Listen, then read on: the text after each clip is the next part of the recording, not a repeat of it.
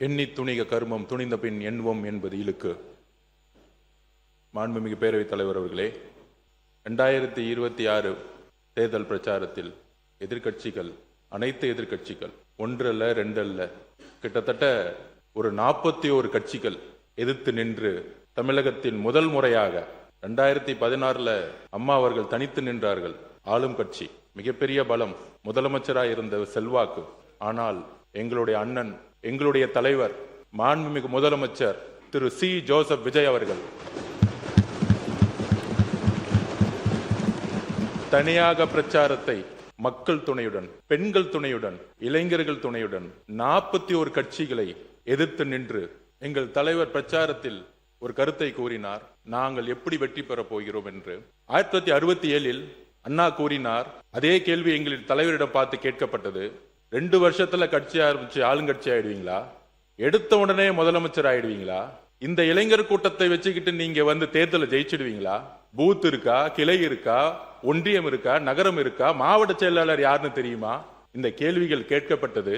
அண்ணா கூறினார் தன்னுடைய தேர்தல் பிரச்சாரத்தில், அண்ணாவுடைய தேர்தல் பிரச்சார வரலாற்றை இன்றைய அரசியல்வாதிகள் சரியாக இன்னும் படிக்கவில்லை. அண்ணா கட்சி ஆரம்பிக்கும் பொழுது இருந்த கூட்டம் ஜென்சி கூட்டம். அன்னைக்கு திரு கலைஞர் கருணாநிதி அவர்களுக்கே வயது 26 தான். அப்படி 26 இருந்து 40 வயசை ஒரு இளைஞர் கூட்டத்தை எங்களுடைய தலைவர் உருவாக்கி அதை அண்டர் எஸ்டிமேட் பண்ணும் பொழுது இதே அண்ணா கூறினார், முடியுமா? காலம் சரியுமா? போதுமான பலம் இருக்கிறதா? நாளை வரை பொறுத்திருக்க கூடாதா என்ற பேச்சுகள் இளைஞருக்கு இருக்காது.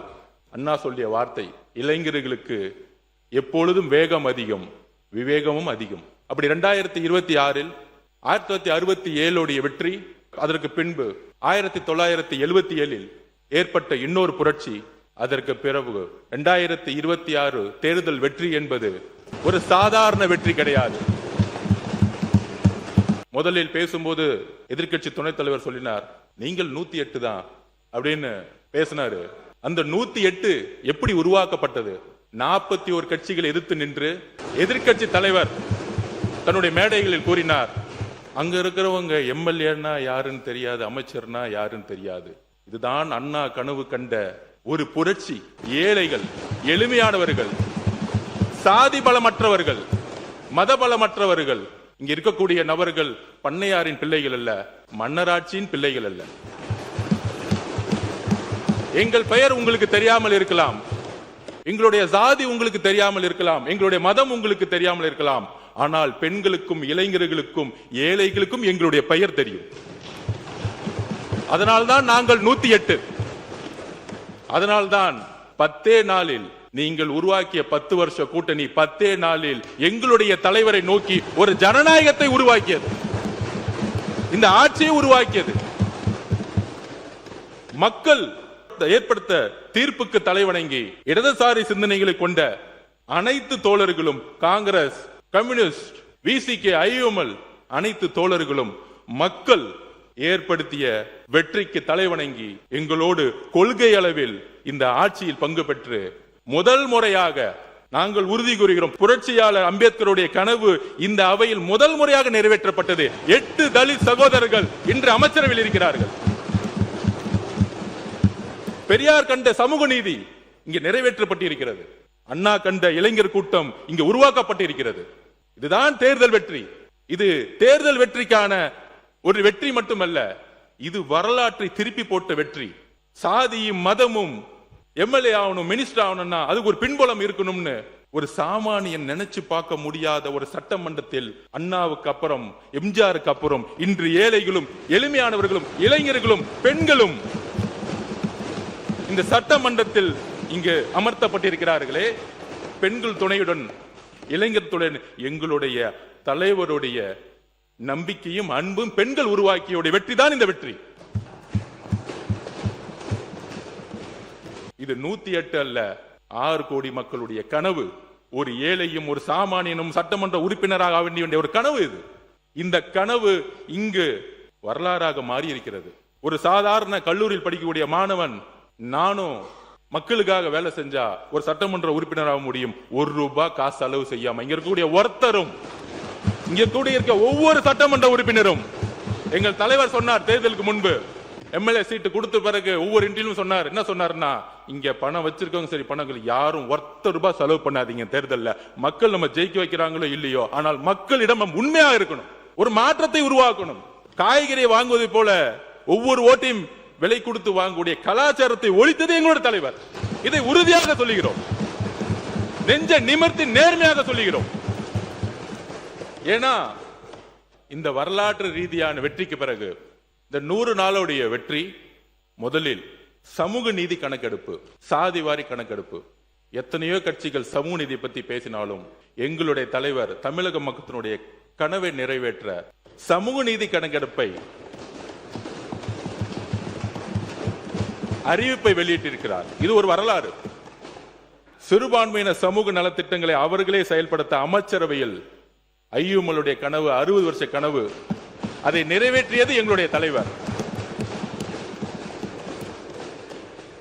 விளையாட்டுத்துறையுடைய மானிய கோரிக்கையான பதில், அனைத்து கட்சியினரும் சட்டமன்ற உறுப்பினர்களும் பல்வேறு கேள்விகளை எழுப்பினார்கள். அவையுடைய நேரத்தை கருதி இன்றைக்கு அதற்கான பதில் வந்துவிட்டது. ஒவ்வொருத்தருக்கும் கேள்விக்கான பதிலை அவர்களிடமே நாளைக்கு ஒப்படைப்போம். மானிய கோரிக்கை ஸ்போர்ட்ஸ் டிபார்ட்மெண்ட் பத்தி சில விளக்கங்களை நான் சொல்ல விரும்புறேன். விளையாட்டு தான் என்னுடைய மதம், என்னுடைய மொழி, என்னுடைய சாதி, என்னுடைய குடும்பம். SDAT sports development authority of Tamil Nadu புரட்சி தலைவி அம்மா அவர்களுடைய ஸ்கீம்ல திருச்சியிலிருந்து தேர்ந்தெடுக்கப்பட்ட 3 மாணவன்ல விளையாட்டு வீரன் நான். நேரு ஸ்டேடியத்துல ரூம் நம்பர் 50-51ல படித்து இந்த மாநிலத்துக்காக விளையாடிய ஒரு நேஷனல் பிளேயர், பாஸ்கெட்பால் பிளேயர். இங்க 3 பாஸ்கெட்பால் பிளேயர் இருக்காங்க. ஒன்னு என்னுடைய நண்பர் நிதியமைச்சர் மரிய வில்சன் அவர்கள். இன்னொருத்தர் யாருன்னா திமுக இருக்கக்கூடிய நேஷனல் பிளேயரா இருந்த பெரியசாமி அண்ணன். அது நிறைய பேருக்கு தெரியாது, அவர் இல்ல இந்த அவையில. நீங்க ஒரு ஸ்போர்ட்ஸ்மேன், சபாநாயகர் ஒரு ஸ்போர்ட்ஸ்மேன், செஸ் பிளேயர். இங்க இருக்கக்கூடிய பல்வேறு சட்டமன்ற உறுப்பினர்கள் விளையாட்டு உலகத்தில் இருந்து வந்தவர்கள். முதலில் ஒரு விளையாட்டு துறையிலிருந்து, அதுவும் SDAT மாணவனா இருந்து அதே நேரு ஸ்டேடியத்துல ஒரு விளையாட்டு அமைச்சரா இன்னைக்கு வந்து அமர்ந்த அதற்கு உதவிய என்னுடைய முதலமைச்சர் அவர்களுக்கு நன்றியை தெரிவித்து, இந்த 100 வருஷத்துல நம்ம பொருளாதாரத்திலையும் கல்வியிலையும் முன்னேறி இருக்கிறோம். ஆனால் இன்றைக்கு இருக்கக்கூடிய நிலைமை, இந்த 100 வருஷத்துல இதுவரைக்கும் நம்ம ஒலிம்பிக் மெடல் எடுத்ததே கிடையாது. ஏன்னா அதுக்கான திட்டங்கள் இன்டர்நேஷனல் ஸ்டாண்டர்ட் லெவல்ல நம்ம இருந்தது கிடையாது. பல்வேறு முயற்சிகளை செஞ்சிருக்கோம். குறிப்பாக 1994 அம்மா அவர்கள் இன்டர்நேஷனல் ஸ்டாண்டர்ட் லெவல்ல அன்னைக்கு சாஃபா டோர்னமெண்ட் நடத்தினாங்க. அதை பேஸ் பண்ணி நேரு ஸ்டேடியமா இருக்கட்டும், வேளச்சேரியில ஸ்விம்மிங் கிரவுண்டா இருக்கட்டும், இன்டர்நேஷனல் ஸ்டாண்டர்ட்ல அப்பதான் கட்டினாங்க. அதுக்கப்புறம் இன்டர்நேஷனல் ஸ்டாண்டர்ட் லெவல்ல நம்ம இன்ஃப்ராஸ்ட்ரக்சர் உருவாக்கல ஸ்போர்ட்ஸ்ல. அப்ப நம்மளுடைய ஸ்போர்ட்ஸ் ஹாஸ்டல் இன்னும் ஒலிம்பிக்கான விளையாட்டு வீரர்களை உருவாக்குவதற்கான ஒரு பொருளாதார திட்டங்களை உருவாக்குனதில்ல. ஏன்னா ஸ்போர்ட்ஸ்ங்கிறது ஒரு ரொம்ப ரொம்ப காஸ்ட்லியான சப்ஜெக்ட். ஒரு ஷூ வாங்கினாலே கிட்டத்தட்ட 15,000 ரூபாய் ஆகும். ஒரு ட்ரெஸ் வாங்கணும்னா கிட்டத்தட்ட 15,000 ரூபாய் ஆகும். அப்ப விவசாயிகளா இருக்கக்கூடிய, மீனவர்களா இருக்கக்கூடிய எத்தனையோ ஏழை மக்கள் ஸ்போர்ட்ஸை சூஸ் பண்ணும் பொழுது அவர்களுக்கான பொருளாதார பலம் இன்டர்நேஷனல் ஸ்டாண்டர்ட் லெவல்ல அவங்களால கொண்டு போக முடியாது. ஒரு அரசு வேலை கிடைச்சா போதும் அப்படின்னு, அப்படி ஒரு ஷூ கூட வாங்க முடியாத ஒரு விளையாட்டு விடுதியில் பள்ளியில் படித்த மாணவன் நான். என்னுடைய கோச் தான் எனக்கு முதல் ஷூ வாங்கி கொடுத்தார். அந்த கோச்சுக்கு நான் நன்றி சொல்றேன். பொலிட்டிக்கல் சயின்ஸ் என்னுடைய கனவு படிக்கணும்னு. அப்ப நேரு ஸ்டேடியத்துல எனக்கான அகாமடேஷன் கிடைச்ச பிறகு என்னுடைய கோச் அன்னைக்கு இருந்த மெம்பர் செக்ரட்டரி திரு டேவிதார் IAS நான் இன்னைக்கு நினைவு கொள்றேன். ரொம்ப நேர்மையான அதிகாரி. ஒரு திட்டம், நேர்மையான அதிகாரியும் ஒரு அமைச்சரும் இருந்தால் எப்படி செயல்பட முடியும்னா அதுக்கு ஒரு சிறந்த உதாரணம் நான். அரசு திட்டத்தின் வழியில் படித்த மாணவன் நான். அப்படி நேரு ஸ்டேடியத்தில் இருக்கும் பொழுது மெட்ராஸ் கிறிஸ்டியன் காலேஜில் பொலிட்டிக்கல் சயின்ஸ் எனக்கு ஸ்காலர்ஷிப் கிடைச்சிச்சு. அங்குதான் என்னுடைய அரசியலுக்கான அறிவை வளர்த்த இடம். அங்க இருந்த ப்ரொஃபசர் அலெக்சாண்டர் மந்திரமொழி அவர்களுக்கு நான் நன்றி சொல்றேன். என்னை உருவாக்கியது என்னுடைய ப்ரொஃபசர்ஸ். அப்ப நமக்கான விஷன் என்ன அப்படின்னா 8 to 18 அப்படிங்கிற ஒரு திட்டத்தை கொண்டு வர போறோம். அதாவது 8 வயசுலயே கிட்டத்தட்ட தமிழ்நாடு முழுசும் ஆயிரக்கணக்கான ஸ்கூல்ஸ் இருக்கு, பிரைவேட் ஸ்கூல்ஸ் இருக்கு. 1 கோடிக்கு மேற்பட்ட மாணவர்கள் படிச்சுட்டு இருக்காங்க, மாணவிகள் படிச்சுட்டு இருக்காங்க. அதுல என்ன ஒரு விஷயம்னா 6000 பிசிக்கல் டீச்சர்ஸ் இருக்காங்க பிரைவேட் அண்ட் பப்ளிக் ஸ்கூல்ல. ஒரு மேக்ஸ் டீச்சர், ஒரு சயின்ஸ் டீச்சர், இவங்களுக்குலாம் ஒரு டார்கெட் வைப்பாங்க, ரொம்ப ஸ்ட்ரிக்டா இருப்பாங்க. ஆனா என்னோட எக்ஸ்பீரியன்ஸ்லயே ஒரு பிசிக்கல் டீச்சருக்கு ஒரு குறிக்கோள் வச்சது கிடையாது. சைக்கிள் ஸ்டாண்ட் எடுத்துக்க வைக்கிறதுக்கும் டிசிப்ளின் பார்க்கறதுக்கும் ஹேர் கட்டிங் பண்றதுக்கு தான் இருந்திருக்கு. ஆனால் ஒரு பிசிக்கல் டீச்சர் நினைச்சா ஒரு ஒலிம்பிக் பிளேயரை உருவாக்க முடியும். அதுக்கான சிலபஸை உருவாக்கணும் தான் மாண்புமிகு முதலமைச்சர் கிட்ட நாங்க கோரிக்கை வச்சு எஜுகேஷன் மினிஸ்டரோட மீட் பண்ணோம். அதுக்கு தான் டேலண்ட் ரிசர்ச் விங் TRW ஒன்னு உருவாக்குறோம். அந்த TRW இந்த 1 கோடி ஸ்டூடெண்ட்ஸ்ல பெஸ்ட் ஸ்டூடெண்ட்ஸை எடுத்து வந்து தமிழ்நாட்டில் இன்னைக்கு ஹாஸ்டல் ஸ்போர்ட்ஸ் ஹாஸ்டல் பாத்தீங்கன்னா 15, 16, 22 ஹாஸ்டல் தான் இருக்கும். 38 மாவட்டங்களிலும் ஸ்போர்ட்ஸ் ஹாஸ்டல் உருவாக்கப்பட வேண்டும் இந்த வருஷத்திலேயே. ஆண்கள் மட்டுமல்ல, ஆண்களும் பெண்களும் சேர்ந்து சமத்துவமாக 38 ஸ்போர்ட்ஸ் ஹாஸ்டலும் உருவாக்க வேண்டும். இது மாண்புமிகு முதலமைச்சர் அவர்களும் எஜுகேஷன் மினிஸ்டரும் முழு ஒத்துழைப்பும் ஆல்ரெடி கொடுத்துட்டாங்க. அப்ப இந்த ஸ்போர்ட்ஸ் ஹாஸ்டல் உருவாக்கின பிறகு ஸ்போர்ட்ஸ் ஹாஸ்டலுடைய பணி 8 வயசுல இருந்து அந்த குழந்தையை உருவாக்கணும். நம்மளோட எஜுகேஷன் சிஸ்டம், நான் ஸ்போர்ட்ஸ் ஹாஸ்டல் வளர்ந்த மாணவனால சொல்றேன், காலையில 5:30 மணிலிருந்து 8:30 மணி வரைக்கும் நாங்க கிரவுண்ட்ல இருக்கணும். கடுமையான பயிற்சி இருக்கும். அந்த கடுமையான பயிற்சி முடிஞ்ச பிறகு 9:30 மணிக்கே ஸ்கூல் போகணும். 9:30 மணிக்கே ஸ்கூல் போனோடனே தூக்கம் மட்டும்தான் வரும். அப்ப ஸ்பெஷல் எஜுகேஷன் கோர்ஸ் ஸ்போர்ட்ஸ்மேன்ஸ்க்காக உருவாக்கப்படணும். இது மற்ற மாநிலங்கள் இருக்கு. அமெரிக்காலயோ சிங்கப்பூர்லயோ பாத்தீங்கன்னா ஸ்பெஷல் எஜுகேஷன் சிஸ்டம் இருக்கும். அப்ப ஒரு நல்லா படிக்கிற மாணவன் போய் 3 மணி நேரம் ஓட வச்சு திருப்பி ஸ்கூல்ல உட்கார வச்சீங்கன்னா ஆட்டோமேட்டிக்கா அவங்க மயக்கம் தான் வரும். அப்ப நம்மளுடைய ஸ்பெஷல் எஜுகேஷன் சிஸ்டத்தை கொண்டு வரணும்னு மாண்புமிகு எஜுகேஷன் மினிஸ்டர் கிட்ட நாங்க சொல்லியிருக்கோம், ஹையர் எஜுகேஷன் மினிஸ்டர் சொல்லியிருக்கோம். அப்ப அந்த ஸ்கூல்ல இருந்து போன பிறகு அடுத்த காலேஜ் போகும்போது இங்க ஒலிம்பிக் அகாடமிஸ் வந்து இன்டர்நேஷனல் ஸ்டாண்டர்ட் லெவல்ல கிடையாது. நம்ம திட்டங்கள் கொடுத்திருக்கோம், பணம் கொடுத்திருக்கோம், செலவு பண்ணியிருக்கோம். ஆனால் 36 கேம் ஒலிம்பிக்ஸ்ல 36ல இருந்து கிட்டத்தட்ட அதிகமான கேம்ஸ் இருக்கும். நம்ம 36ல இருந்து 40 கேம் தமிழ்நாட்டில் வந்து போக்கஸ் பண்ணிட்டு இருக்கோம். ஆனா 36ல இருந்து 40 கேம் போக்கஸ் பண்ணக்கூடிய ஒரு ஒலிம்பிக் சென்டர்ஸ் கிடையாது. குஜராத் போனேன், டெல்லி போனேன், அங்க பாத்தீங்கன்னா 36ல இருந்து 40 கேம் ஒரே இடத்துல ஹாஸ்டல், ஒரே இடத்துல ஏசி அகாமடேஷனோட ஒரு ஹாஸ்டல் இருக்கும். மாண்புமிகு மையநாதன் சார் சொன்னார், ஸ்போர்ட்ஸ் மினிஸ்டர் இருக்கும் போதே நான் நிறைய கோரிக்கைகள் கொடுத்திருக்கேன். நான் ரூம் நம்பர் 50, 51க்கு நான் போன வாரம் போனேன். என்னுடைய ரூம், நான் தங்கி இருந்த ரூம், அதே ஃபேன், அதே இரும்பு கட்டல், அதே டாய்லெட். இதுதான் இன்றைய யதார்த்தம். அதே ஸ்போர்ட்ஸ் ஹாஸ்டல் நான் போயிட்டு வந்தேன், அதே ரூம் தான். இது யார் மீது தவறு கிடையாது. என்ன செய்யணும் நம்ம அடுத்து சொல்ல வரும். அப்ப நம்ம ஸ்போர்ட்ஸ் ஹாஸ்டலை அடுத்த உலக தரத்துக்கு உயர்த்தணும். குஜராத்தோ டெல்லி போகும்பொழுது ஒரு 4 ஸ்டார் கேட்டகரியில் இருக்கும் அந்த ரூம். அப்ப டெக்னாலஜி இருக்கும், அந்த ஸ்டேடியமே ஒரு இன்டர்நேஷனல் ஸ்டாண்டர்ட்ல இருக்கும். அப்ப ஒலிம்பிக்ஸ் அகாடமிஸை உருவாக்கக்கூடிய இடத்துல இருக்கும். என்னுடைய அறிவிப்புல இருக்கு. அந்த ஒலிம்பிக்ஸ் அகாடமியை உருவாக்கின பிறகு அங்கிருந்து இன்டர்நேஷனல் ஒலிம்பிக் சென்டர்ஸ் உருவாக்கணும். இங்க இருந்து இன்டர்நேஷனல் பிளேயர்ஸா இருக்கவங்களுக்கு 30 லட்சம் 20 லட்சம் கொடுக்கிறோம். அதாவது ஒரு ஸ்போர்ட்ஸ்ல ஒன்னு சொல்லுவோம், வெற்றி பிறகு மெடல் கொடுக்கும் பொழுது காசு கொடுக்கிறது பெரிய விஷயம் அல்ல, அவங்களை அங்கீகரிக்கிறது பெரிய விஷயம் இல்ல. 8 வயசுல இருந்தே அவங்களுடைய அனைத்து வழிகளிலும் இந்த அரசு பங்கெடுத்துக்கணும். இந்த அரசு பங்கெடுத்துக்கணும். ஒரு விவசாயி, ஒரு மீனவன், நான் ஷூ வாங்குறது கூட காசு இல்லாம தான் வளர்ந்தேன். எனக்கான அந்த வழி தெரியும். விளையாடும் போது ஸ்போர்ட்ஸ் ஹாஸ்டல் போனா 3 வேளை நல்ல சாப்பாடு கிடைக்கும் அப்படின்னு சொல்லிட்டு தான் அங்க ஸ்போர்ட்ஸ் ஹாஸ்டல் போனோம். திருச்சியில படிக்கும் போது காலையில பழைய சோறு வச்சுட்டு தான் விளையாண்டு இருக்கோம். சோ இந்த வழிகள் ஸ்போர்ட்ஸ் மேனுக்கு இருக்கு. இன்னும் ஒலிம்பிக் பிளேயர் போகும்போது ஷூ வாங்க கூட காசு இல்லைன்னு சொல்லக்கூடிய அவல நிலை தான் இன்னைக்கும் இருக்கு. இதையெல்லாம் தொலை தெரிய வேண்டும். இதுக்கப்புறம் இந்த இன்டர்நேஷனல் ஸ்டாண்டர்ட் லெவல்ல ஒலிம்பிக்ஸ் ஒரு இன்ஃப்ராஸ்ட்ரக்சர் உருவாக்கும் பொழுது இப்ப இங்க இருக்கக்கூடிய ஃபென்சிங்ல இருக்கக்கூடிய பிளேயர்ஸ் எல்லாம் யூரோப்ல போய் பிராக்டிஸ் பண்ணிட்டு இருக்காங்க. ஏன்னா நமக்கு இன்ஃப்ராஸ்ட்ரக்சர் கிடையாது. ஸ்போர்ட்ஸ்ங்கிறது சயின்ஸ் அண்ட் டெக்னாலஜி. இங்க இருக்க கோச்சஸ் ஃபாரின்ல போய் இன்னும் படிக்கல, அதுக்கான கல்வி இங்க இல்ல, அதுக்கான ஸ்போர்ட்ஸ் இன்ஸ்டிடியூட் அப்டேட்ஸ் இல்ல. அப்ப ஒலிம்பிக் மெடல் எப்படி எடுக்க முடியும்? சோ ஒடிசால நம்மளுடைய மதுரையில் இருந்த பாண்டியன் அவர்கள் ஸ்போர்ட்ஸுக்கு தனி கொள்கையை உருவாக்குனார். இன்டர்நேஷனல் லெவல்ல ஸ்டேடியத்தை உருவாக்குனாங்க. எந்த விதமான வித்தின் 3 வருஷத்துல உருவாக்குனாங்க. அதனாலதான் ஹாக்கி பாத்தீங்கன்னா இன்டர்நேஷனல் லெவல்ல நம்பர் 1 வந்துச்சு. ஹாக்கி வெற்றிக்கு முக்கியமான காரணம் ஒடிசா கவர்மெண்ட். ஒடிசா தான் 6 வருஷம் இன்வெஸ்ட் பண்ணாங்க அந்த ஹாக்கி டீமுக்கு. 200 கோடி ரூபாய் 300 கோடி ரூபாய் இன்வெஸ்ட் பண்ணாங்க. அப்படி இன்வெஸ்ட் பண்ணும் பொழுது மலைவாழ் மக்கள் இருந்து வந்த பெண்களும் சரி ஆண்களும் சரி மிகப்பெரிய வெற்றி இந்தியாவுக்கு உருவாக்கி கொடுத்தாங்க.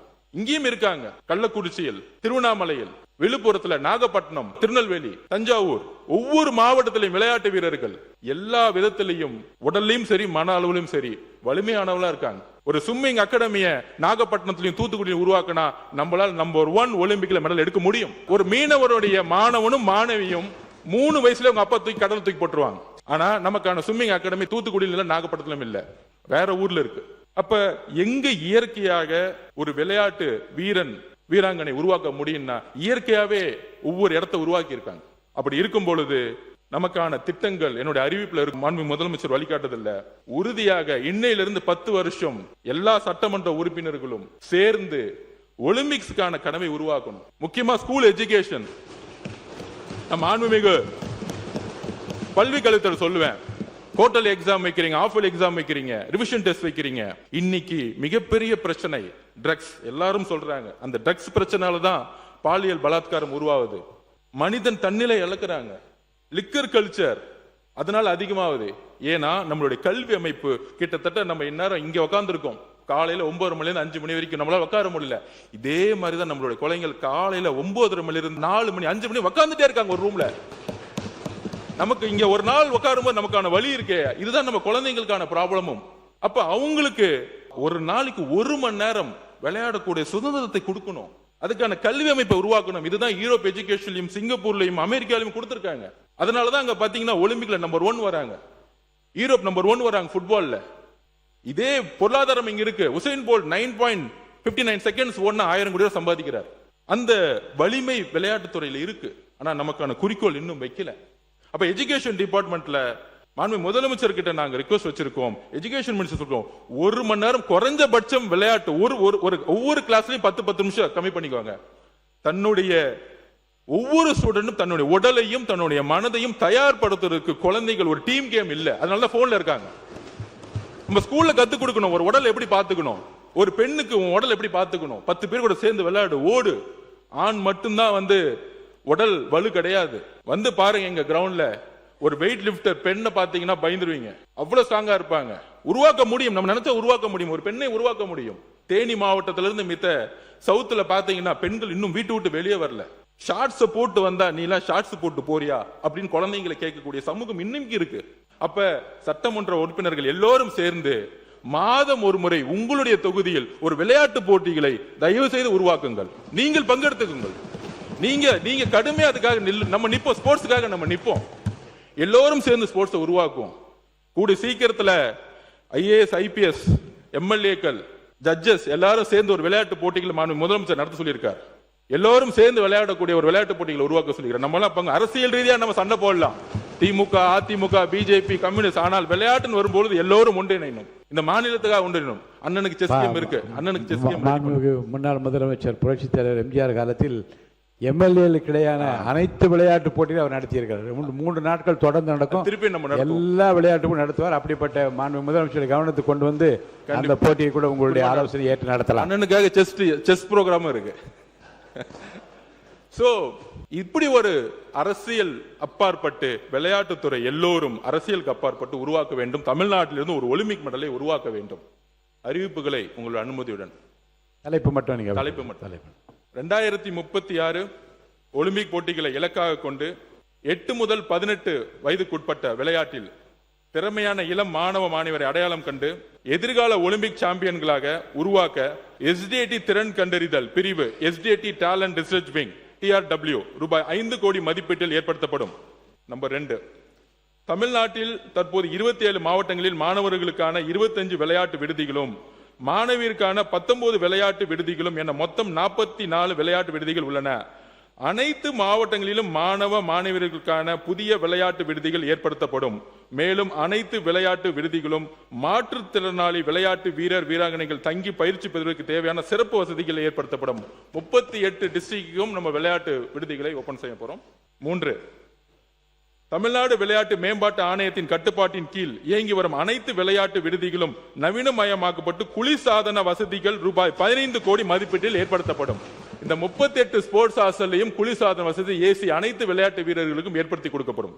ஒலிம்பிக் மற்றும் சர்வதேச விளையாட்டு போட்டிகளில் பதக்கங்கள் வெல்லும் நோக்கில் 10 ஒலிம்பிக் சிறப்பு விளையாட்டு மையங்கள் ஒலிம்பிக் சென்டர் ஆஃப் எக்ஸலன்ஸ் அமைக்கப்படும்.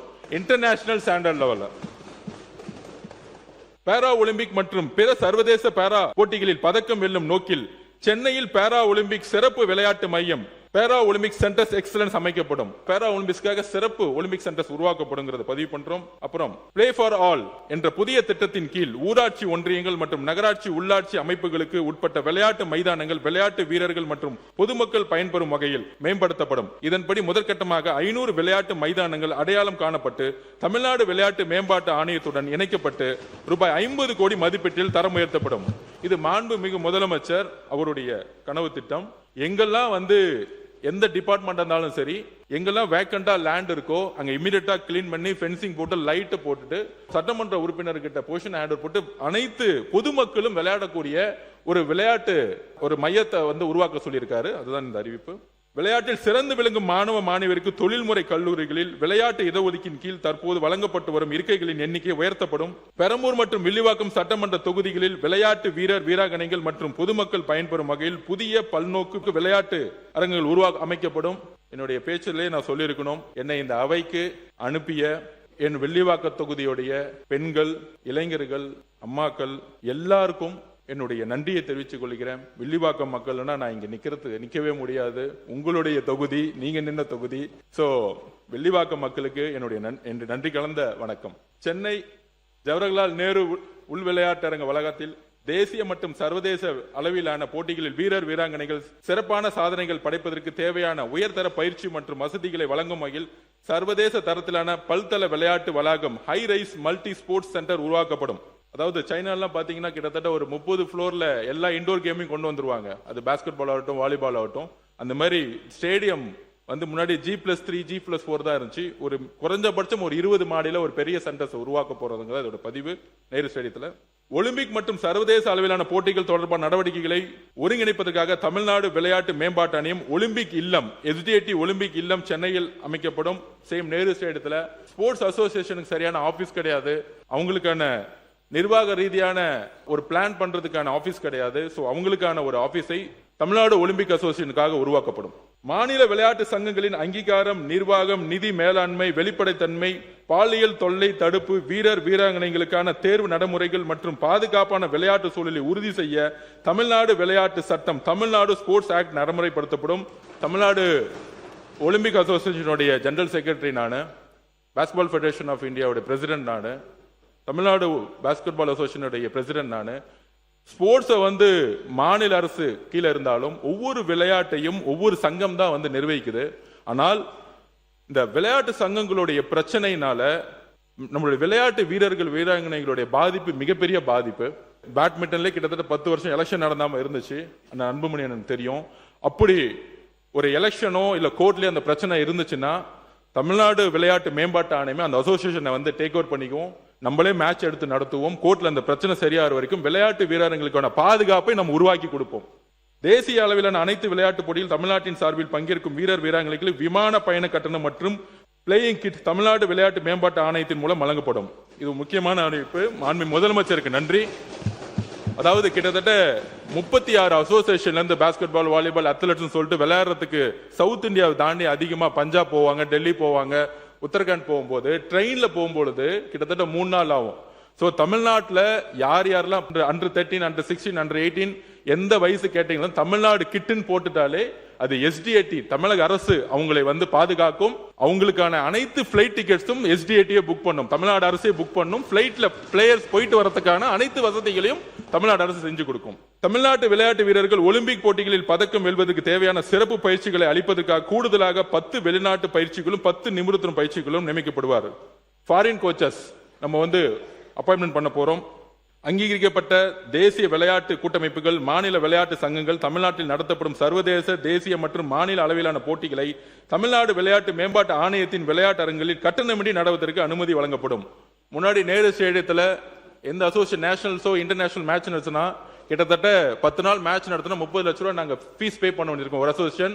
இப்ப national level, international level match நடத்தினா எல்லாமே ஃப்ரீங்கிறத நாங்க இங்க பதிவு பண்றோம், விளையாட்டை மேம்படுத்துவதற்காக. எலைட் மற்றும் MS திட்டத்தின் கீழ் தகுதி பெறும் அனைத்து விளையாட்டு வீரர் வீராங்கனைகள் நிதி உதவி வழங்கப்படும். CDS திட்டத்தின் கீழ் தகுதி பெறும் வீரர் வீராங்கனைகளின் எண்ணிக்கை 200 இருந்து 300 உயர்த்தப்படும். மேலும் MIMS மற்றும் CDS திட்டங்களின் கீழ் தற்போது வழங்கப்பட்ட ஒரு நிதி உதவி உயர்த்தி வழங்கப்படும். தமிழ்நாட்டின் பாரம்பரிய விளையாட்டான கபடி, கோகோ, சிலம்பம், களரிப்பட்டு, மல்லர் கம்பம் உள்ளிட்ட விளையாட்டுகளை உலக அளவிற்கு கொண்டு செல்லும் வகையில் ஆண்டுதோறும் தமிழ்நாடு கிராமிய பாரம்பரிய விளையாட்டு போட்டிகள் ரூபாய் 42 கோடி செலவில் நடத்தப்படும். மேலும் பெண்களை ஊக்குவிக்கும் வகையில் சிங்கப்பெண் விளையாட்டு திருவிழா நடத்தப்படும். பெண்களுக்கான தனி டோர்னமெண்டை நம்ம நடத்த போறோம் தமிழ்நாடு முழுவதும். ஒலிம்பிக், பாரா ஒலிம்பிக் போட்டிகளில் தங்க பதக்கம் வெல்லும் தமிழ்நாட்டை சேர்ந்த வீரர் வீராங்கனைகளுக்கு வழங்கப்பட்டு வரும் உரிய ஊக்கத்தொகை ஹை கேஷ் இன்சென்டிவ் ரூபாய் 3 கோடியிலிருந்து 5 கோடியாகவும், வெள்ளி பதக்கம் வெல்லும் வீரர் வீராங்கனைகள் 2 கோடியிலிருந்து 3 கோடியாகும், வெண்கல பதக்கம் வெல்லும் வீரர் வீராங்கனைகளுக்கு 1 கோடியிலிருந்து 2 கோடியாகும் உயர்த்தி வழங்கப்படும். அதே போன்று ஆசிய பேரா ஆசிய மற்றும் காமன்வெல்த் போட்டிகளில் பதக்கம் வெல்லும் வீரர் வீராங்கனைகளுக்கு உரிய ஊக்கத்தொகையை உயர்த்தி வழங்கப்படும். ஒலிம்பிக் மற்றும் பாராலிம்பிக் போட்டிகளுக்கு தகுதி பெறும் தமிழ்நாட்டு வீரர் வீராங்கனைகளுக்கு வழங்கப்பட்டு வரும் சிறப்பு நிதியுதவி 7 லட்சத்திலிருந்து 10 லட்சமாக உயர்த்தி வழங்கப்படும். அதே போன்று ஆசிய பேரா ஆசிய மற்றும் காமன்வெல்த் விளையாட்டு போட்டிகளுக்கு தகுதி பெறும் வீரர் வீராங்கனைகளுக்கு முதல் முறையாக 7 லட்சம் சிறப்பு நிதி வழங்கப்படும். சென்னை நேரு பூங்கா விளையாட்டு வளாகத்தில் புதிய செயற்கை இலை தடகள ஓடுகள பாதை அமைக்கப்படும். மேலும் திருநெல்வேலி மற்றும் திருச்சிராப்பள்ளி மாவட்ட விளையாட்டு வளாகங்களில் உள்ள செயற்கை இலை தடகள ஓடுதள பாதைகள் தலா 9 கோடி மதிப்பீட்டில் சீரமைக்கப்படும். கரூர், கடலூர் மற்றும் கன்னியாகுமரி மாவட்டங்களில் புதிய பல்நோக்கு உள் விளையாட்டரங்கள் தலா 14 கோடியில் மதிப்பீட்டில் அமைக்கப்படும். திருப்பத்தூர், திருவாரூர், கடலூர் மற்றும் திருப்பூர் மற்றும் விளையாட்டு வளாகங்களில் புதிய நீச்சல் குளங்கள் தலா 7.15 கோடி மதிப்பீட்டில் அமைக்கப்படும். தமிழ்நாட்டு விளையாட்டு வீரர்கள் தேசிய மற்றும் சர்வதேச அளவிலான ஸ்கேட்டிங் போட்டிகளில் வெற்றி பெறுவதற்கான வாய்ப்புகளை அதிகரிக்கவும், இளைஞர்களிடையே ஸ்கேட்டிங் விளையாட்டினை ஊக்குவிக்கவும் மாநிலம் முழுவதும் ஸ்கேட்டிங் ரிங் அமைக்கப்படும். விளையாட்டு வீரர்கள் மற்றும் வீராங்கனைகளுக்கு நவீன விளையாட்டு உபகரணங்கள் கிடைப்பதை உறுதி செய்யும் வகையில் அனைத்து மாவட்டங்களிலும் விளையாட்டு உபகரணம் வங்கி ஸ்போர்ட்ஸ் எக்யூப்மெண்ட் பேங்க் ரூபாய் 15 கோடி மதிப்பீட்டில் ஏற்படுத்தப்படும். சென்னை ஜவஹர்லால் நேரு உள் விளையாட்டு அரங்கில் விளையாட்டு உள்கட்டமைப்பு மற்றும் இதர வசதிகளை மேம்படுத்தும் வகையில் ரூபாய் 25 கோடி மதிப்பீட்டில் மறுசீரமைப்பு பணிகள் மேற்கொள்ளப்படும். மாண்புமிகு முன்னாள் முதலமைச்சர் டாக்டர் செல்வி ஜெயலலிதா பெயரில் சென்னை கீழ்ப்பாக்கத்தில் அமைந்துள்ள ஜே உள் விளையாட்டு அரங்கத்தில் உள்ள உட்கட்டமைப்பு மற்றும் ஆடுகள வசதிகள் மறுசீரமைக்கப்படும். தமிழ்நாடு விளையாட்டு மேம்பாட்டு ஆணையத்தின் கீழ் செயல்பட்டு வரும் அனைத்து விளையாட்டு விடுதிகளிலும் தங்கி பயிலும் பள்ளி மாணவ மாணவியருக்கு அன்றாட விளையாட்டு தேவைகளை பூர்த்தி செய்யும் வகையில் மாதம் 500 வீதமும், கல்லூரி மாணவ மாணவியர்களுக்கு மாதம் 1000 வீதமும் விளையாட்டு வீரர் மேம்பாட்டு மானியம் என்ற புதிய திட்டத்தின் கீழ் வழங்கப்படும். இதற்காக 1.77 கோடி நிதி ஒதுக்கீடு செய்யப்படும். 3% விளையாட்டு இடஒதுக்கீட்டின் கீழ் பணி நியமனம் பெற்றுள்ள விளையாட்டு வீரர் வீராங்கனைகளின் தொடர்ச்சியான பயிற்சி மற்றும் பதக்க இலக்கை ஊக்குவிக்கும் வகையில் அவர்களுக்கு சிறப்பு தற்செயல் விடுப்பு மற்றும் தினசரி பயிற்சி வழங்க அனுமதி வழங்க புதிய கொள்கை வகுக்கப்படும். பல்வேறு விளையாட்டுகளில் திருநர்களின் டிரான்ஸ்ஜெண்டர்ஸ் பங்கேற்பை ஊக்குவிக்கிறது. அவர்களின் திறன்களை வெளிப்படுத்தவும் மேம்படுத்தவும் திருநர்கள் விளையாட்டு போட்டிகள் முதல் முறையில் தமிழ்நாட்டில் நடத்தப்படும். டிரான்ஸ்ஜெண்டர்ஸ் பொதுவாகவே பார்த்தீங்கன்னா அவங்க ஃபினான்ஸ் ரீதியாக ரொம்ப புவரான சுச்சுவேஷன் இருக்காங்க. ஸோ அவங்கள நமக்கு திருநங்கர்களுக்கான ஒரு விளையாட்டு தனி ஸ்பெஷல் ஸ்டேட் லெவல் டோர்னமெண்ட் நம்ம நடத்த போகிறோம்.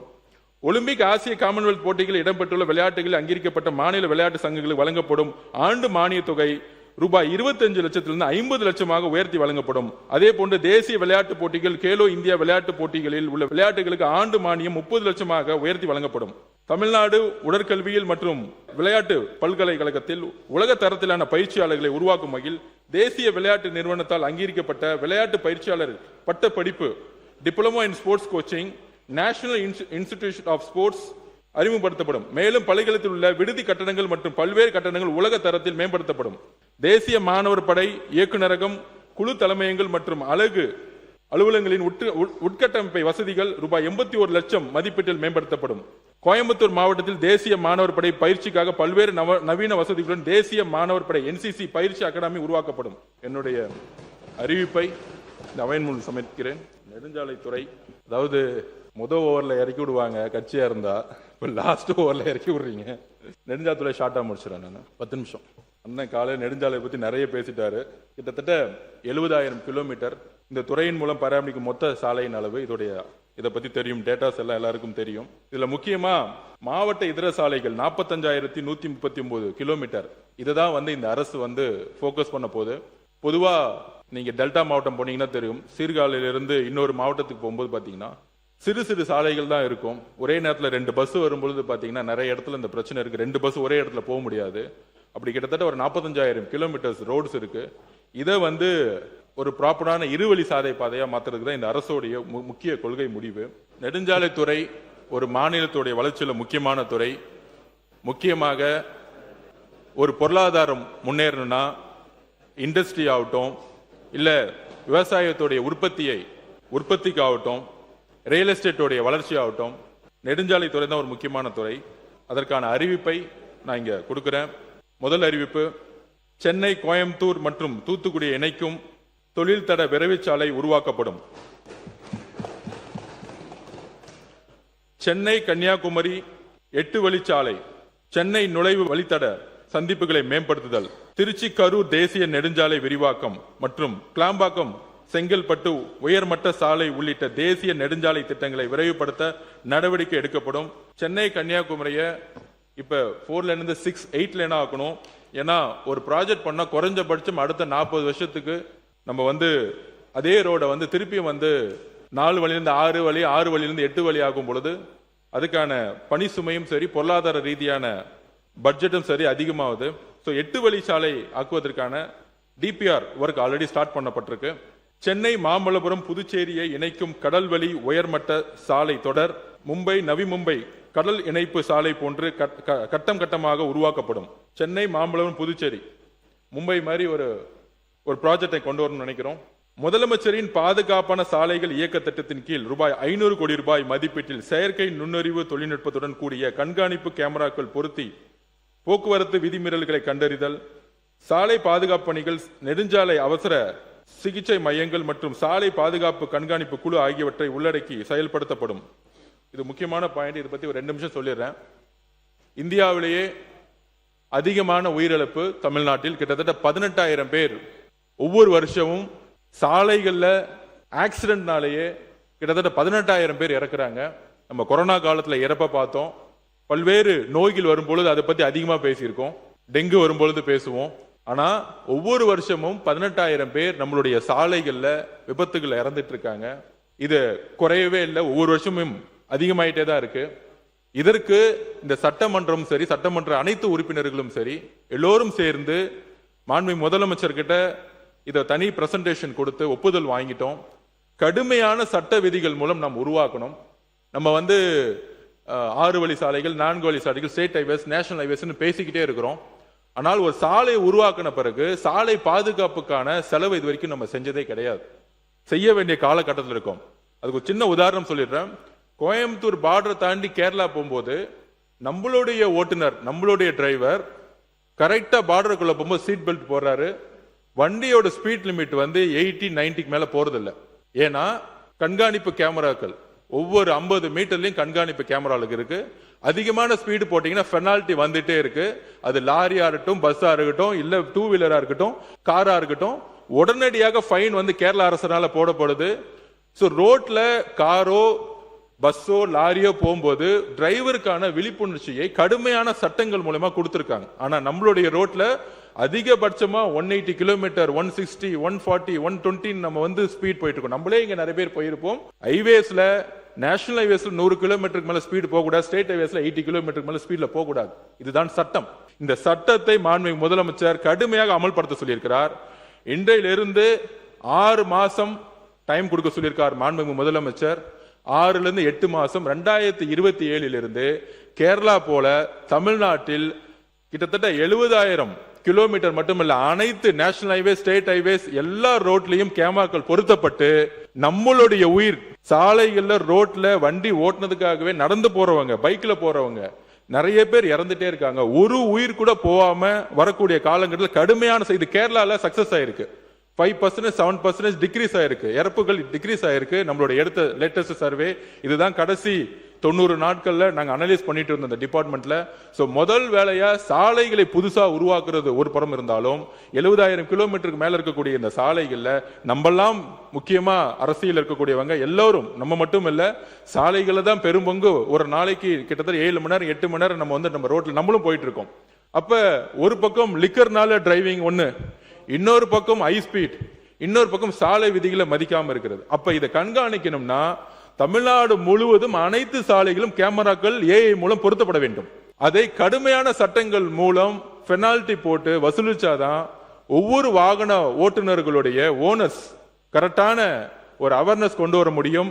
இதை அடுத்த 2027 கடுமையான சட்டங்கள் மூலம் நம்ம அமல்படுத்த போறோம்ங்கிறத நாங்கள் இங்க பதிவு பண்ணிக்கிறோம். அடுத்து வெற்றி சட்டமன்ற உறுப்பினர் சாலை மேம்பாட்டு திட்டம். நாளையும் வெள்ளிக்கிழமை வரைக்கும் இங்க இருக்கக்கூடிய சட்டமன்ற உறுப்பினர்கள் இங்க இருக்கக்கூடிய 2வது தளத்துல உங்களுடைய கோரிக்கைகள் எல்லாத்தையுமே நீங்க எங்ககிட்ட கொடுத்திருக்கீங்க. ஆனா அடுத்த 3 நாளைக்கு மதியானம் 2 மணிலிருந்து ஈவினிங் 6 மணி வரைக்கும் துறை சார்ந்த செக்ரட்டரிஸ், இன்ஜினியர்ஸ், சிஇஸ் எல்லாருமே அந்த ரூம்ல இருப்பாங்க. 234 சட்டமன்றங்களையும் ஒரே மாதிரி எங்களுடைய தலைவர் பார்க்க சொல்லியிருக்காரு. அதுல நிறைய பேர் அவுட்டர் ரிங் ரோடு கேட்டிருக்காங்க. சட்டமன்ற உறுப்பினர்களுக்கு தெரியும் எந்த சாலை வேணும், எந்த சாலை வேணாம் அப்படின்னு. சி அவர்களிடம் உத்தரவிட்டிருக்காரு, சட்டமன்ற உறுப்பினரோட கோரிக்கை கேட்டு ப்ராஜெக்டை கொண்டு வாங்க அப்படின்னு. சோ பட்ஜெட் 21,000 கோடி ரூபாய், 22,000 கோடி இருந்தாலும் அதுல பெரும்பங்கும் சட்டமன்ற உறுப்பினரோட கோரிக்கை கேட்டு ஹைவேஸ் டிபார்ட்மெண்டோட ப்ராஜெக்டை வந்து செய்யுங்கன்னு சொல்லியிருக்காரு. சாலைகளை சீரான முறையில் பள்ளங்கள் இல்லாமல் பராமரிக்க செயல்திறன் அடிப்படையிலான சாலை பராமரிப்பு, தொழில்நுட்ப கண்காணிப்பு மற்றும் நம்ம சாலை செயலி மேம்பாட்டை உள்ளடக்கிய சீரான சாலை திட்டம் 250 கோடி ரூபாய் மதிப்பில் செயல்படுத்தப்படும். இந்த ஹைவேஸ் டிபார்ட்மெண்ட்ல பெரிய பிரச்சனை என்னன்னா பேட்ச் ஒர்க்னு சொல்றது. கிட்டத்தட்ட 30-40% பேட்ச் ஒர்க்காக சொல்லப்படப்படுது. ஒரு கான்ட்ராக்டர் ரோடு எடுக்கிறாங்க, குறைந்தபட்சம் 5 வருஷம் 6 வருஷம் ரோட வந்து அவங்க வந்து தரமான ரோடு கொடுக்கணும்னு சொல்றோம். ஆனா அதே ரோட்ல பேட்ச் ஒர்க்னு சொல்லிட்டு 30-40% செலவு செஞ்சுட்டு இருக்கோம். இந்த பேட்ச் ஒர்க்னு சொல்லக்கூடிய இடத்துல அதிகமான ஊழல் நடந்திருக்கு. அதை வெள்ளையறிக்கையில் நாங்க சொல்லுவோம். அதனால இந்த பேட்ச் ஒர்க்கை எப்படியாவது முற்றுமையாக ஒழிக்க இந்த திட்டத்தை கொண்டு வந்திருக்கோம். சென்னை, மாம்பலம், புதுச்சேரி இடையே கடல்வழி பயணிகள் படகு போக்குவரத்து சேவையை தொடங்க நடவடிக்கை எடுக்கப்படும். சென்னையின் கலங்கரை விளக்கம் முதல் அடையாறு திருவிக பாலம் வரை உயர்மட்ட சாலை அமைக்கப்படும். வட சென்னையின் பெருகி வரும் போக்குவரத்து தேவைகளை கருத்தில் கொண்டு வியாசார்பாடியில் உள்ள ரயில்வே மேம்பாலம் நீட்டிக்கப்படும். சென்னையில் வியாசார்பாடி, கொருக்குப்பேட்டை மற்றும் வட சென்னை பகுதிகளை நகரின் மத்திய பகுதிகளுடன் இணைக்கும் பேசின் பிரிட்ஜ் சந்திப்பில் அமைந்துள்ள குறுகலான பாலங்கள் அகலப்படுத்தப்படும். சென்னை திருத்தணி சாலையில் சீரான மற்றும் தடையற்ற போக்குவரத்தை உறுதி செய்ய பாடி முதல் திருநின்றவூர் வரை உயர்மட்ட சாலை அமைக்கப்படும். சென்னையின் உள்வட்ட சாலையில் கோயம்பேடு அருகே கூவமாற்றின் குறுக்கே பாலம் அகலப்படுத்தப்படும். ஊரக சாலைகளை தரம் உயர்த்த ஊரக பகுதி சாலை மேம்பாட்டு திட்டம் ஆண்டுதோறும் 2000 கிலோமீட்டர் சாலைகளை மேம்படுத்தும் வகையில் 2550 கோடி ரூபாய் மதிப்பில் செயல்படுத்தப்படும். நம்மளுடைய ஹைவேஸ் டிபார்ட்மெண்ட் கிராமத்திலையும் மலைவாழ் மக்களும் இருக்கக்கூடிய இடத்துல நிறைய இடத்துல ரோடு இல்லைன்னு சொல்லிட்டு அதிகமான புகார்கள் வந்துட்டே இருக்கு. ஊரக அமைச்சருடன் ஆல்ரெடி கலந்தோசனை பண்ணிட்டு எவ்வளவு தூரத்துக்கு வந்து ரோட வந்து ஹேண்ட் ஓவர் பண்றாங்களோ கிட்டத்தட்ட இப்போதைக்கு 2000 கிலோமீட்டர் கிராமத்திலையும் மலைவாழ் மக்கள் இருக்கக்கூடிய இடத்திலையும் இந்த திட்டத்தை வந்து அமல்படுத்துறதுக்கு இதுக்கான பட்ஜெட் ஒதுக்கி இருக்கோம். இது டெக்னிக்கலா பார்த்தா அண்ணனுக்கு தான் இந்த 2550 கோடி ரூபாய் ஊரக வளர்ச்சித்துறைக்கு. மாநகராட்சி பகுதியில் உள்ள பேருந்து இயக்கப்படும் முக்கிய சாலைகள் நெடுஞ்சாலை துறை மூலம் தரம் உயர்த்தப்படும். முதற்கட்டமாக சென்னை, ஆவடி, தாம்பரம், திருச்சி, கோயம்புத்தூர், மதுரை மற்றும் தூத்துக்குடி மாநகராட்சியில் உள்ள தெரிவு செய்யப்பட்ட 500 கிலோமீட்டர் சாலைகள் 1000 கோடி ரூபாய் மதிப்பில் மேம்படுத்தப்படும். நம்மளுடைய சென்னை மாநகராட்சி மாதிரி இருக்கக்கூடிய கார்பரேஷன் ரோட்ஸ் சரியில்லைன்னு நிறைய புகார் வந்தனால மாண்புமிகு முதலமைச்சர் ஹைவேஸ் டிபார்ட்மெண்ட்டுக்கு மாநகராட்சியோட ரோட வந்து ஹேண்ட் ஓவர் பண்ண சொல்லியிருக்காரு. ஸோ இதுக்கான சிறப்பு திட்டங்கள் வித் டைனேஜோட இதுக்கான பணிகள் மேற்கொள்ளப்படும். பொது போக்குவரத்தின் செயல்திறனை உயர்த்தும் நோக்கில் 400 கோடி ரூபாய் மதிப்பில் சென்னை சென்ட்ரல், கத்திப்பாரா மற்றும் கோயம்பேடு ஆகிய பகுதிகளை இணைக்கும் முக்கோண வழித்தட சாலைகள் மற்றும் பல்லாவரம், துறைப்பாக்கம் சாலை மேம்படுத்தப்படும். மேலும் சர்தார் பட்டேல் சாலையில் அண்ணா பல்கலைக்கழகம் மற்றும் மத்திய கைலாஷ் சந்திப்புகளில் 32 கோடி ரூபாய் மதிப்பில் நகரும் படிக்கட்டுகள் மற்றும் மின்தூக்கிகளுடன் கூடிய பாதசாரிகள் நடை மேம்பாலங்கள் அமைக்கப்படும். 16 நெடுஞ்சாலை ஆராய்ச்சி நிலையத்தின் கீழ் சாலை தொழில்நுட்பம் மற்றும் சாலை பாதுகாப்பிற்கான சிறப்பு மேன்மை மையம் நிறுவப்படும்.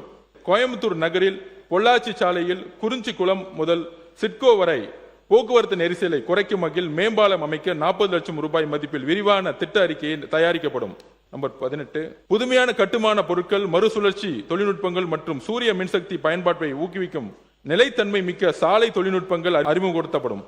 தமிழ்நாட்டின் முக்கிய நகரங்களுக்கான சாலை தொலைவுகள் கணக்கிடப்படும். வரலாற்று சிறப்புமிக்க சென்னை தொடக்க கிலோமீட்டர் புள்ளியியல் தமிழ்நாடு நெடுஞ்சாலைகள் துவக்க புள்ளியை குறிக்க நினைவு தூண் அமைக்கப்படும். நம்பர் 20 அடுத்த 10 ஆண்டுகளுக்கு தேவையான சாலை உட்கட்டமைப்பு மேம்பாட்டு திட்டங்களை உருவாக்கிட தமிழ்நாடு நெடுஞ்சாலை பெருந்திட்டம் 2036 தயாரிக்கப்படும். நம்பர் 21 புதிய மேம்பாலங்கள், புறவழிச்சாலைகள் மற்றும் இணைப்பு சாலைகளுக்கான விரிவான திட்ட அறிக்கைகள் 40 லட்சம் ரூபாய் மதிப்பில் தயாரிக்கப்படும்.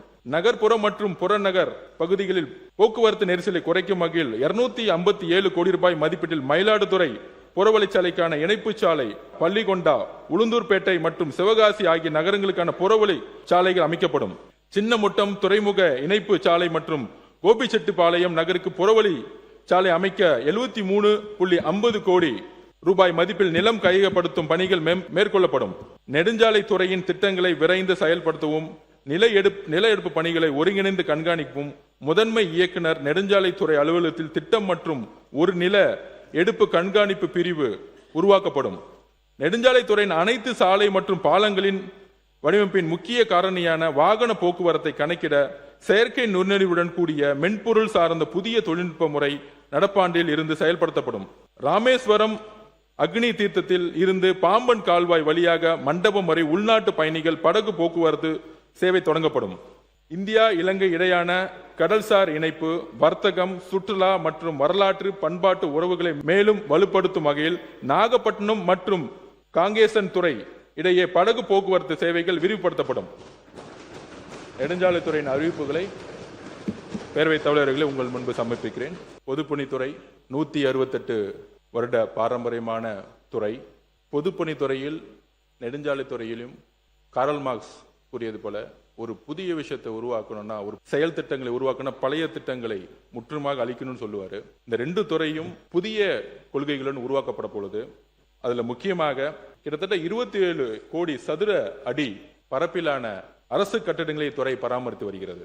தமிழ்நாட்டினுடைய முக்கியமாக இருக்கக்கூடிய சென்னை உயர்நீதிமன்றம், கன்னிபுரான் நூலகம், சென்னை பல்கலைக்கழகம், மாநில கல்லூரி, 267 பாரம்பரிய கட்டடங்கள் பொதுப்பணித்துறையால் கட்டப்பட்டது. அப்படி ஒரு வரலாற்று ரீதியான துறை ஆங்கிலேயர் காலத்திலிருந்து. அதுல மறுசீரமைப்பை கொண்டு வரணும்னு அரசு நினைக்குது. இந்த முக்கியமான மறுசீரமைப்பு என்னன்னா, ஒவ்வொரு டிபார்ட்மெண்ட்டும், அது எஜுகேஷன் டிபார்ட்மெண்டா இருக்கட்டும், ஹெல்த் டிபார்ட்மெண்டா இருக்கும், ஒவ்வொரு டிபார்ட்மெண்ட்டும் தனக்கான ஒரு கட்டிடங்களை கட்டணும்னு நமக்கான ஒரு ஆர்டர் கொடுக்கும் பொழுது முன்னாடி லேண்ட் வேல்யூ எடுக்கிறதே இல்லை. இன்னுமேட்டு அரசு நிலமா இருந்தாலும் லேண்ட் வேல்யூவை கால்குலேஷன் பண்ணணும் மாண்புமிகு முதலமைச்சர் சொல்லியிருக்கோம். அது ஏன் அப்படின்னா, இப்ப சிங்கப்பூரை பாத்தீங்கன்னா குறைந்தபட்சம் ஒவ்வொரு அரசு அலுவலகங்களும் சரி, ஒவ்வொரு கட்டடமும் சரி, குறைந்தபட்சம் 30-40 மாடி இருக்கும். இன்டர்நேஷனல் ஸ்டாண்டர்ட் லெவல்ல இருக்கும். இப்ப காலையில கூட முதலமைச்சர் அலுவலகம் மாத்தும் பொழுது ஏன் மாத்தினாங்கன்னு சில பேர் கேட்டாங்க. சில பேர் ஆடம்பரத்துக்காக மாத்திரியான்னு கேட்டாங்க. அப்படி இல்ல, கலைஞர் அவர்களும் அம்மா அவர்களும் இருக்கும் பொழுதே ஒரு புதிய ஒரு செக்ரட்டரியேட்டை உருவாக்கணும்னு நினைச்சாங்க. தலைமை செயலகத்தையும் சட்டமன்றத்தையும் உருவாக்கணும்னு நினைச்சாங்க. அது அரசியல் சூழ்நிலை நிறைவேற்ற முடியல. அப்பயே அவங்க சொன்னாங்க, கர்நாடகாவை பாருங்க எப்படி இருக்கு தலைமைச் செயலகம், மற்ற ஊர்களை மகாராஷ்டிராவை பாருங்க, டெல்லியை பாருங்கன்னு. சோ நமக்கான 100 வருஷமா ஒரே பில்டிங், ஆனா நிர்வாக மாற்றத்துக்கு ஏற்ற மாதிரி அலுவலகம் கிடையாது, சட்டமன்றம் கிடையாது. அப்ப அதுக்கேற்ற மாதிரி நம்ம ஒரு அப்டேட் பண்ணணும். அது அரசு அலுவலகங்கள் பாத்தீங்கன்னா இந்த G+3, G+5, G+7 இந்த கான்செப்ட்ல தான் இருக்கு. அதாவது கோயம்புத்தூர்ல நாங்க ஒரு ப்ராஜெக்டை பார்த்தோம், கிட்டத்தட்ட 2 ஏக்கர். ஆனா அந்த இடத்துல ஒரு நீதிபதிகளுக்கு ஒரு கோட்டர்ஸ் கட்டுறாங்க. ஆனா G+3 12 பேருக்கு தான் அங்க கெஸ்ட் ஹவுஸ் கட்டிட்டு இருக்காங்க. ஆனா தேவை 50-55 பேருக்கு. திருப்பி 3 வருஷம் கழிச்சு அதே டிபார்ட்மெண்ட் பட்ஜெட்டை ஒதுக்குறாங்க, திருப்பி பிடபிள்யூடி வராங்க, திருப்பி இன்னொரு இடத்த தேடுறாங்க. அப்ப அதே இடத்துல ஒரு தனியார் நிறுவனம், ஒரு கன்ஸ்ட்ரக்ஷன் கம்பெனி ஒரு 2 ஏக்கர் கொடுத்தா அவங்க 4.5 FSI வரைக்கும் அவங்க தன்னுடைய ப்ராஜெக்டை சப்மிட் பண்றாங்க. அப்ப அதுக்கான எப்பயுமே ஃபவுண்டேஷன் தான் அதிகமான காஸ்ட் ஆகும், அடித்தளத்துக்கு தான் அதிகமான காஸ்ட் ஆகும், ஃப்ளோர்ஸ்க்கு காஸ்ட் கம்மியாகும். இது கன்ஸ்ட்ரக்ஷன்ல இருக்கவங்க எல்லாருக்கும் தெரியும். அப்ப நம்மளுடைய நிலத்தோடைய வேல்யூ தான் ரொம்ப அதிகம். அப்ப அரசோடைய நிலத்தோடைய வேல்யூவை நம்ம இது வரைக்கும் கால்குலேட் பண்ணல, சரியா அது முறையா பயன்படுத்தல. சோ இன்னுமேட்டு முதலமைச்சர் சொல்லிட்டோம், அரசோடைய ஒவ்வொரு ஸ்கொயர் ஃபீட்டும் நிலம்ங்கிறது அதுக்கான வேல்யூவை நம்ம கரெக்டா கால்குலேட் பண்ணணும். அந்த இடத்துல கவர்மெண்ட் என்ன FSI கொடுத்திருக்காங்களோ அந்த அளவிற்கு அது 20 மாடியோ 25 மாடியோ 30 மாடி வரைக்கும் இன்னுமேட்டு அரசு துறை நிறுவனங்களை நம்ம உருவாக்கணும். ஒரு ஃபாரின் கண்ட்ரீஸ்ல இருக்கிற மாதிரி லேட்டஸ்டா பிடபிள்யூ டிபார்ட்மெண்ட் L&D டிபார்ட்மெண்டோடையும் டாடா கன்ஸ்ட்ரக்ஷனோடையும் போட்டி போடணும். அந்த மாதிரி ஒரு நிறுவனங்களை நம்ம உருவாக்கணும். அப்படி அந்த ஒரு விஷனோட தான் பிடபிள்யூ டிபார்ட்மெண்ட்டை நம்ம மாத்தணும்னு நினைக்கிறோம். 175 வருஷத்துக்குள்ள இந்த டிபார்ட்மெண்ட்டை ஒரு சிங்கப்பூர்ல இருக்கிற மாதிரி ஒரு கவர்மெண்ட் பில்டிங்கிறது ஒரு சிங்கப்பூர்ல எப்படி இருக்கோ, ஒரு இன்ஃபோசிஸ் பில்டிங் எப்படி இருக்கு, ஒரு டாடா ஒரு சாஃப்ட்வேர் இண்டஸ்ட்ரி போங்க, நம்ம இங்க இருக்கக்கூடிய OMRே போங்க, ஒரு இன்ஃபோசிஸ் ஆபீஸ், ஒரு டாடா ஆபீஸ் எப்படி இருக்கு, அந்த மாதிரி தலைமைச் செயலகம்லாம் உருவாக்கப்படணும். அப்ப அந்த அப்டேட்டுக்கு தான் இந்த பிடபிள்யூ டிபார்ட்மெண்ட் மாத்தி இருக்கோம். அப்ப இன்னுமேட்டு இந்த G+3, G+5 கான்செப்டை முற்றிலுமாக ஒழிக்கப்படணும்னு நாங்க மாண்புமிகு முதலமைச்சர்கிட்ட சொல்லியிருக்கிறோம். நம்பர் 1. நம்பர் 2, அதுக்கப்புறம் முக்கியமான இன்னொரு பிரச்சனை, கிட்டத்தட்ட 6279 உயர்நிலை மற்றும் மேல்நிலை பள்ளிகள், 177 கலை கல்லூரிகள், 11 பொறியியல் கல்லூரிகள், 55 தொழில்நுட்ப கல்லூரிகள், 98 தொழில் பயிற்சி நிறுவனங்கள், மொத்தம் 6620 கல்வி நிறுவனங்கள், மருத்துவத்துறை பார்த்தீங்கன்னா 36 மருத்துவக் கல்லூரிகள், 3 பல் மருத்துவக் கல்லூரிகள், இந்த மாதிரி கிட்டத்தட்ட 199 தாலுகா மருத்துவமனைகள், மொத்தம் 467 மருத்துவ நிறுவனங்கள் மற்றும் 10,547 ஆரம்ப சுகாதார நிலையங்கள் மற்றும் துணை சுகாதார நிலையங்கள், கோட்ஸ், ஸ்மால் கோட்ஸ், இது மாதிரி நிறைய நான் இந்த லிஸ்ட்டை நான் கொடுத்துட்றேன். இதற்கான 38 மாவட்ட ஆட்சி அலுவலர்கள், 13,772 வருவாய் ஆய்வாளர்கள் மற்றும் கிராம நிர்வாக அலுவலர் அலுவலகங்கள், 14,283 வருவாய் மற்றும் வணிக வரித்துறை அலுவலகங்கள், 1,343 சமூக நீதி விடுதிகள், 887 நீதிமன்ற கட்டிடங்கள், 852 நீதிமன்ற குடியிருப்பு கட்டிடங்கள், சட்டமன்றம் மற்றும் தலைமைச் செயலகம், சட்டமன்ற உறுப்பினர் குடியிருப்பு, இது மாதிரி தமிழ்நாட்டில் இருக்கக்கூடிய அனைத்து கட்டிடங்களும் பொதுப்பணித்துறையால் நிர்வகிக்கப்படுகிறது. ஆனால் மாண்புமிகு முதலமைச்சருடைய கவனத்திற்கு கொண்டு போனோம். இந்த 60-70 நாள்ல துறையுடைய செக்ரட்டரிஸ், துறையுடைய எல்லாரும் கூடயும் சேரும் பொழுது இந்த ஒட்டுமொத்த டேட்டான்னு சொல்லக்கூடிய அளவுகள் சென்ட்ரலைஸ் பண்ணப்படலை. குறிப்பாக பள்ளி கல்வித்துறை அமைச்சருக்கான பிரச்சனை என்னன்னா, பொதுப்பணித்துறை மெயின்டைன் பண்றாங்க, ஆனா சர்வே எடுத்து எத்தனை ஸ்கூல்ல எல்லா பில்டிங்கும் தரமா இருக்கா, எத்தனை ஸ்கூல்ல பாத்ரூம் இல்ல, பெண்கள் ஸ்கூல்ல வந்து எங்கெங்க டாய்லெட் இல்ல, இந்த டேட்டாவை வந்து எடுக்க சொன்னா அது பொதுப்பணித்துறை அலுவலகத்தில் இல்லை. ஸோ இந்த 60 நாள்ல இத்தனை 1000 மேற்பட்ட நான் படிச்ச மாதிரி எல்லாத்தையும் ஒரு டேஷ்போர்டில் கொண்டு வர சொல்லியிருக்கோம்.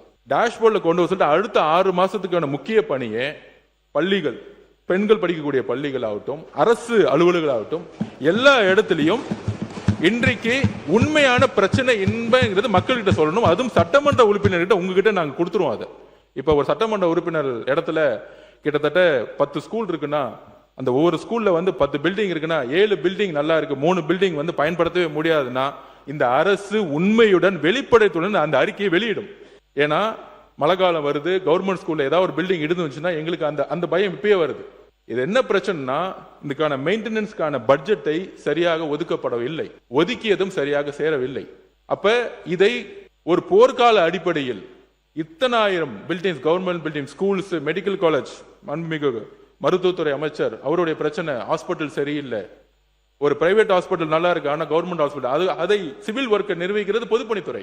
அப்ப அதுக்கான பட்ஜெட் பாத்தீங்கன்னா 300 கோடி ரூபாய் இங்க இருந்து வருது, 1000 கோடி ரூபாய் இங்க வருது. அதுக்கான பட்ஜெட் பத்தல. இத்தனை 1000 ஸ்கூல்ஸ், இத்தனை 1000 மருத்துவமனைகள், government building, court, small courts, எல்லாத்துக்கும் நீதிமன்றங்கள், எல்லாத்துக்கும் சரியான பட்ஜெட் இல்லாதனால பெயர் அளவுக்கு பட்ஜெட்டை ஒதுக்கி அதை ஒரு மெயின்டெனன்ஸ் மட்டுமே செய்யும் பொழுது கிட்டத்தட்ட அதோட அறிக்கை இன்னும் 3 மாசத்துல வந்துடும். எனக்கு கிட்டத்தட்ட 1000 கணக்குல இருக்கு. இதை எல்லாம் சென்ட்ரலைஸ் பண்ணி டேஷ்போர்ட் கொண்டு வந்து சட்டமன்ற ரீதியாக அதை பிரிச்சு சட்டமன்ற உறுப்பினர்களுக்கு எந்தெந்த பில்டிங் எங்கெங்க இருக்குங்கிறத டேட்டாவை கையில கரெக்டா கொடுத்து, சாம்சங் டேப் மூலமா கையில கொடுத்துட்டு, அவங்க கையில கொடுத்து அவர்கள் அந்த இடத்த எந்த அளவிற்கு பணி நேர்மையுடன் அந்த மெயின்டெனன்ஸ் ஒர்க் செய்யுங்கிற ரிப்போர்ட்டை சட்டமன்ற உறுப்பினர்கள் தாக்கல் செய்யணும். அந்த அளவுக்கு வெளிப்படை தன்மையுடன் இந்த மெயின்டெனன்ஸ் ஒர்க்கை ஊழல் இல்லாமல் மாண்புமிகு முதலமைச்சர் உருவாக்க சொல்லியிருக்கார். இதுதான் பிடபிள்யூட முக்கியமான ஒர்க். புதிய பில்டிங் கட்டுறது ஒரு புறம் இருந்தாலும் ஆல்ரெடி நம்ம உருவாக்கின ஆயிரக்கணக்கான இந்த பில்டிங்கான மெயின்டெனன்ஸ் சரியில்லை. அதனால தான் கவர்மெண்ட் ஹாஸ்பிட்டல் போனா ஒரு பிரைவேட் ஹாஸ்பிட்டல் மாதிரி கிளீனா இல்ல. அதனால தான் ஒரு கவர்மெண்ட் ஸ்கூலுக்குள்ள போனா ஒரு பிரைவேட் ஸ்கூல் மாதிரி இல்ல. ஏன்னா வருஷம் ஒவ்வொரு 3 மாதத்துலயும் இதை மெயின்டெனன்ஸ் பண்ணியிருக்கணும், சரியாக மெயின்டெனன்ஸ் பண்ணப்படல. இந்த ஒர்க்கை வந்து நாங்க இது ஒரு முக்கிய குறிக்கோளா நாங்க கொண்டு வர போறோம். மாண்புமிகு பேரவைத் தலைவர்களே, பொதுப்பணித்துறையுடைய அறிவிப்பு தலைப்பை மட்டும் படிக்கிறேன். நம்பர் 1, அனுமதித்தக்க அதிகபட்ச பிரீமியம் FSI முழுமையாக பயன்படுத்தப்பட்டு பன்னடுக்கு எழில்மிகு மற்றும் உலக தரத்திலான கட்டணங்களை அமைத்தல். பணி வாய்ப்புக்காக காத்திருக்கும் பொறியியல் பட்டதாரிகளுக்கு பொதுப்பணித்துறை ஒப்பந்தங்களில் சலுகையுடன் வாய்ப்பு வழங்கப்படும். இதுதான் மாண்புமிகு சட்டமன்ற உறுப்பினர் சொன்னாரு. ரூபாய் 1 கோடி ரூபாய் வரை திட்ட மதிப்புள்ள பொதுப்பணித்துறை ஒப்பந்தங்களில் பணி வாய்ப்புக்காக காத்திருக்கும் தகுதி வாய்ந்த பொறியியல் பட்டதாரிகளுக்கு அன்எம்ப்ளாய்ட் இன்ஜினியரிங் கிராஜுவேட் சலுகையுடன் பங்கேற்க வாய்ப்பு வழங்கப்படும். 1 கோடி ரூபாய் தொகுப்பு நிதியுடன் தமிழ்நாடு உள்கட்டமைப்பு மற்றும் கட்டுமான கழகம், Tamil Nadu infrastructure and construction corporation நிறுவுதல். பொதுப்பணித்துறை நம்மளுடைய மற்ற துறையிலிருந்து வரக்கூடிய ஆர்டர்ஸ் எடுத்து நம்ம எப்படி கட்டணும்னு சொல்லியிருந்தோம். இன்னுமேட்டு பப்ளிக் ஒர்க் டிபார்ட்மெண்ட் 170வது வருஷம் நோக்கி போகும்பொழுது L&D டாடா இண்டஸ்ட்ரி மாதிரி நாங்கள் இண்டஸ்ட்ரி மினிஸ்டர் கூட பேசியிருக்கோம். தமிழ்நாடு PW டிபார்ட்மெண்ட் உருவாக்கக்கூடிய Tamil Nadu infrastructure and construction corporation அப்படிங்கிற ஒரு நிறுவனம், ஆவின் மாதிரி ஒரு நிறுவனத்தை உருவாக்கி பிரைவேட் கம்பெனியுடன் போட்டி போடக்கூடிய ஒரு நிறுவனமாக பிடபிள்யூ டிபார்ட்மெண்ட்டை மாற்ற போறோம். அதாவது மாநிலத்தில் நடைபெறவுள்ள 200 கோடி ரூபாய்க்கு மேற்பட்ட அரசு கட்டட பணிகளை மேற்கொள்ளுதல், பயன்படாத அரசு நிலங்களில் வருவாய் உருவாக்கும் வகையில் கட்டடங்களை உருவாக்கல், தேசிய மற்றும் சர்வதேச அளவில் நடைபெறும் பல்வேறு தனியார் நிறுவனங்களுக்கு தேவையான கட்டடம் கட்டுவதற்கு கோரப்படும் ஒப்பந்தங்களில் பங்கேற்றல். அதாவது இந்த நிறுவனம் Tamil Nadu infrastructure and construction corporation நிறுவனம் ஒரு ஆவி நிறுவனம் மாதிரி ஒரு லாபம் நிறுவனம் மாற்றணும். ஒரு எல்என்டி மாதிரி ஒரு டாடா மாதிரி. இப்ப இண்டஸ்ட்ரி மினிஸ்டர் கிட்டத்தட்ட ஒரு 30-40 MOU போடுறாங்க. ஒரு பெரிய பெரிய நிறுவனங்கள் வரும்போது அவங்களுடைய முதல் தேவை சாலைகள். அந்த சாலைகளுக்கு அப்புறம் ஒரு இண்டஸ்ட்ரியல் பார்க்குக்கான ஒரு ஃபேக்டரிக்கான ஒரு கன்ஸ்ட்ரக்ஷன் கேட்பாங்க. அந்த கன்ஸ்ட்ரக்ஷனை பிடபிள்யூ டிபார்ட்மெண்ட்டுக்கு இண்டஸ்ட்ரி டிபார்ட்மெண்ட் கொடுக்கும் பொழுது அதில் நாங்கள் தரமான ஒரு இன்ஃப்ராஸ்ட்ரக்சரை பிரைவேட் கம்பெனிக்கு உருவாக்குறதுக்கு நாங்கள் ரெடியா இருக்கிறோம். பெரிய பெரிய கார் நிறுவனங்களாகட்டும், பெரிய பெரிய சாப்ட்வேர் நிறுவனங்களாக இருக்கட்டும், தமிழ்நாடு கவர்மெண்டே அதற்கான கட்டடங்களை கட்டுவதற்கான இன்ஃப்ராஸ்ட்ரக்சரை உருவாக்கப்பட்டு விட்டது. இந்த துறை ஒரு இன்டர்நேஷனல் ஸ்டாண்டர்ட் லெவல்ல எல்என்டியோட டாடாவோட மோதணும் அப்படிங்கிற ஒரு விஷயத்துக்காக இந்த நிறுவனத்தை உருவாக்கி இருக்கோம். நம்பர் 4, பணி முன்னேற்றம், தர கட்டுப்பாட்டை கண்காணித்தல் மற்றும் வெளிப்படை தன்மைக்காக ஒரு செயலியை ஆப் உருவாக்குதல். நம்பர் 5, பொதுப்பணித்துறையில் ஒப்பந்ததாரர்கள் பதிவு முறையை மேலும் எளிமைப்படுத்துதல். நம்பர் 6, அரசு மருத்துவமனைகளின் பராமரிப்பு பணிகளை நவீனப்படுத்தும் நோக்கில் ஏஐ தொழில்நுட்பத்துடன் கட்டட மேலாண்மை முழுமையாக டிஜிட்டல் மயமாக்குதல். முக்கியமாக நெடுஞ்சாலை பொதுப்பணித்துறையில் வெளிப்படை தன்மையுடன் டெண்டர்கள் உருவாக்கப்படும். எந்த விதமான பினாமி நிறுவனங்களோ எந்த விதமான ஒளிவு மறைவற்ற ஒரு டெண்டர்களை உருவாக்கி அரசு கஜானாவிற்கு எந்த லீக்கேஜ் இல்லாமல் இந்த துறையை ஒரு நேர்மையான முறையில் நிர்வகிக்க மாண்புமிகு முதலமைச்சர் உத்தரவிட்டிருக்கார். அதன்படி அதற்கான நிர்வாக கட்டமைப்பை உருவாக்கப்படும்.